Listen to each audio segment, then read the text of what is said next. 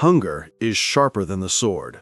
So said Roman commanders who had watched armies perish not from arrows, but from empty cooking pots. Picture a soldier trudging down dusty provincial roads, 200 days of marching behind him, beneath a scorching sun and weighed down by heavy gear, his mess tin clanking and his flask sloshing with posca, vinegar mixed with water. Every sip burns his throat, but it gives him strength to push forward. This wasn't just suffering, it was the weapon of endurance. An army where every man knew how to bear hunger became invincible. Today, you'll discover why bread and vinegar made the Romans masters of the world.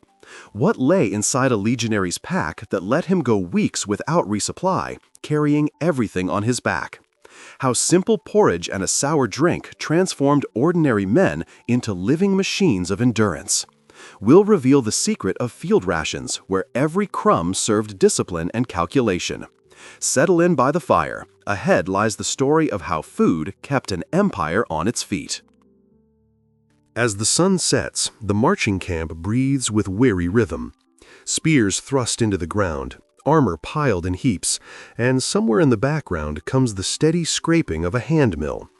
A soldier in a rough tunic tosses a handful of grain into his mortar and begins grinding until his fingers are covered in dust. No servants, no kitchens, everything in his own hands. Each legionary received his daily kilogram of wheat and turned it into bread himself. This wasn't just food, it was part of the service. The Romans knew wheat feeds the empire. It made up most of the diet, about 70% of all calories. From it, they made porridge, flatbreads, loaves, and hardtack. Though the army depended on centralized supply, grain was the ideal resource. It didn't spoil and required no special storage. So wherever a legion found itself, whether beneath Carthage or in Britain, the soldier knew he would have bread. In the evening, 8 men, one brotherhood called a contubernenium, set up their small millstones, shared a cooking pot, and baked bread over coals. This rough, dark chunk had nothing in common with the soft loaves of patricians. It crunched, crumbled, smelled of smoke and sweat. But that made it all the more valuable. It gave strength. Men who day after day created their own food with their own hands stopped fearing hunger. It looked simple enough. Toss in the grain, grind it, mix with water, toast on a stone. But in these actions lay the foundation of Roman endurance. Every legionary knew how to bake bread, as a blacksmith knows how to forge a sword. No other army of antiquity was so tactically self-sufficient. None could survive for weeks without resupply, relying only on what they carried in their packs. When fresh bread supplies ran low, soldiers switched to bucellatum, hard military biscuits that wouldn't mold for weeks. They rattled against your teeth, but could sit in a pack for months. These biscuits saved more than one army when the baggage train got stuck in mud or the enemy torched the fields. Made from the same grain as bread, the biscuits were insurance against starvation, like armor against the sword. Bread was more than nourishment. It was a symbol of constancy, shared labor, and equality before the burden of service. When legionaries sat around the fire, broke bread, and washed it down with posca, there were no rich or poor, old or young among them.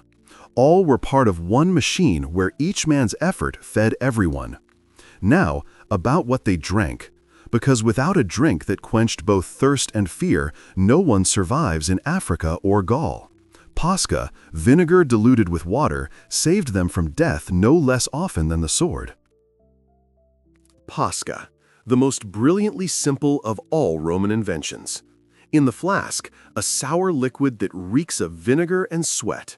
One sip burns the throat, stings the tongue, but at least there's no foul water churning in your gut. This was their defense against disease, heat, and exhaustion. Posca was made by diluting vinegar with water, sometimes adding herbs, salt, or honey if someone knew how to get them. For a soldier, this wasn't a beverage, it was a gulp of life.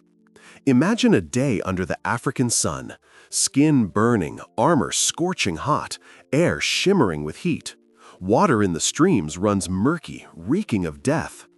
The soldier dips his mess tin, adds a spoonful of vinegar, and suddenly this filthy liquid becomes drinkable. Folk wisdom, chemistry, and a bit of patience. That's how they survived. Pascha didn't just save lives, it united them. They shared the last flask, passed it around like a toast to life itself. But vinegar was only part of their salvation. The second part was salt. Without it, a man turns to rags, muscles won't obey, thoughts cloud over.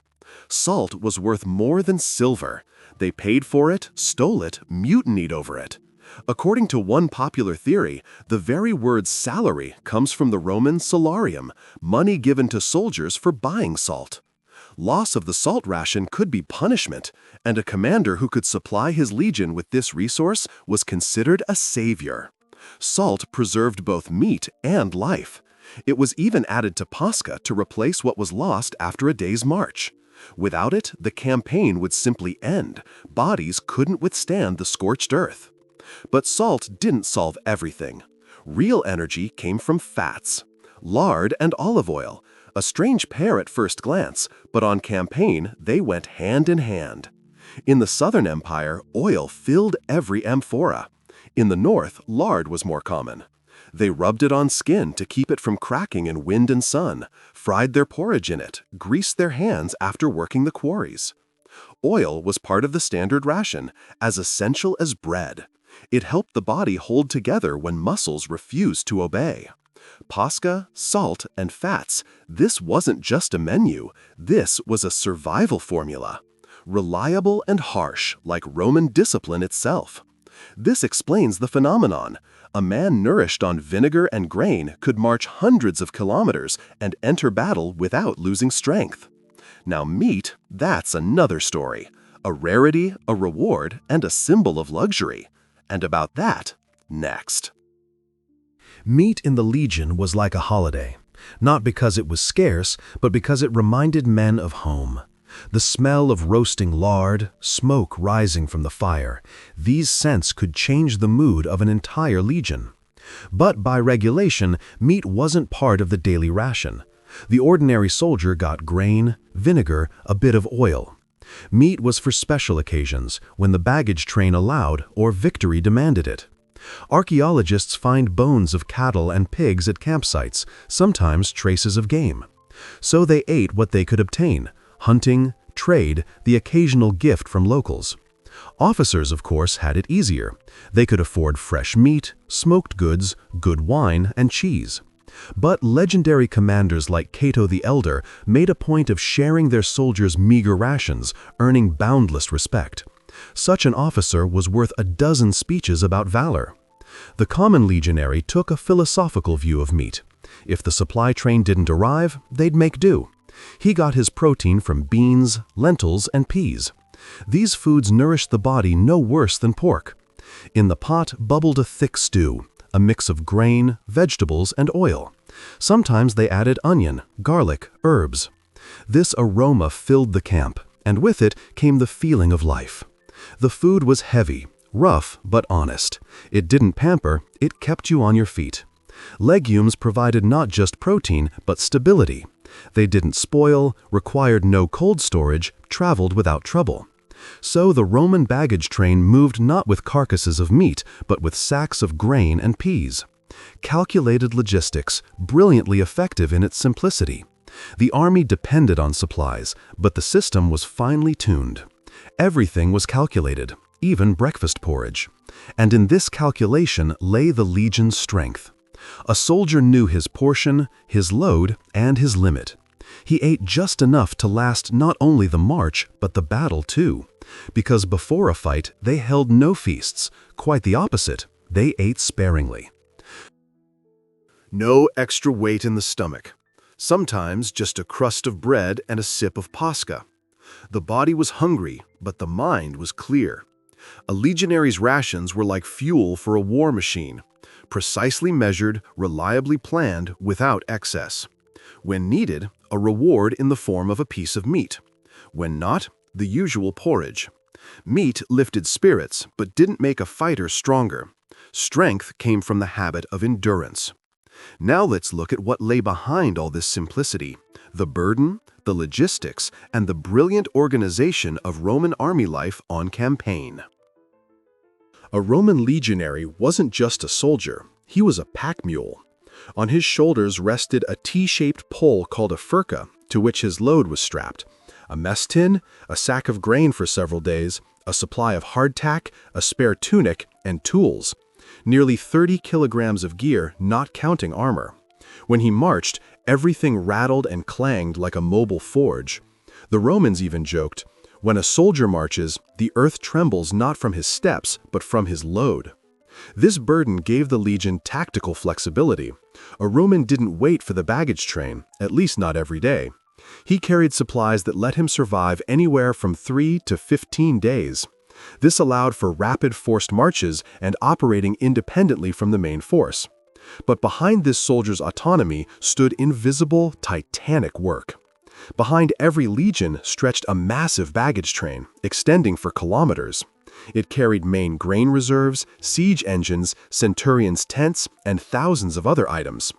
This train was the bloodstream of the army, and the roads, rivers, and sea routes were its arteries. Entire provinces worked for the army. Peasants were required to surrender grain, merchants received contracts, and officials built supply chains, from huge depots in the rear to small forts on the frontier. Roman logistics was a marvel of engineering and administrative genius, staggeringly efficient for its era. As the sun set, the second shift began. After the march came the camp. This was a true ritual. In a matter of hours, the legion transformed bare ground into a fortified town. Ditch, rampart, palisade, tents, everything by regulation, down to the last stake. No chaos, all practiced, like a rehearsal for war. Even exhaustion was no excuse. Fail to build the castrum, lose your ration or your sleep. A legionary's path was an endless balance between exhaustion and order. Every step measured, every piece of bread accounted for. They knew, if discipline collapsed, so would the empire. So even an extra minute of rest could bring punishment, and punishments in the Roman army were no joke. Now, about how discipline turned exhausted men into an incomparable force. In the Roman camp, discipline was sacred as an oath. Men didn't love it, but without it, no one would have survived a week. Everyone knew his place, his duty, and his share of bread. The centurion with his vine staff walked the ranks, and one look from him was enough to silence the noisiest conturbinium. This man was both teacher and taskmaster. He could strike you, strip your ration, make you dig a ditch all night, and no one dared complain. For serious offenses, punishments were severe: flogging, demotion, reduction of pay. The most terrifying, though exceptionally rare, was decimation. When an entire unit showed cowardice, every 10th man was chosen by lot and executed by his own comrades. This was an extreme measure designed to burn fear and disobedience from the very heart of the legion. The threat of punishment held the line tighter than any oath. But there was another side, the strength of the collective. Camp life meant shared food, shared labor, one pot and one tent for 8 men. These bonds became stronger than steel. When someone fell sick or collapsed from exhaustion, they didn't abandon him. They shared their last biscuits, divided the work.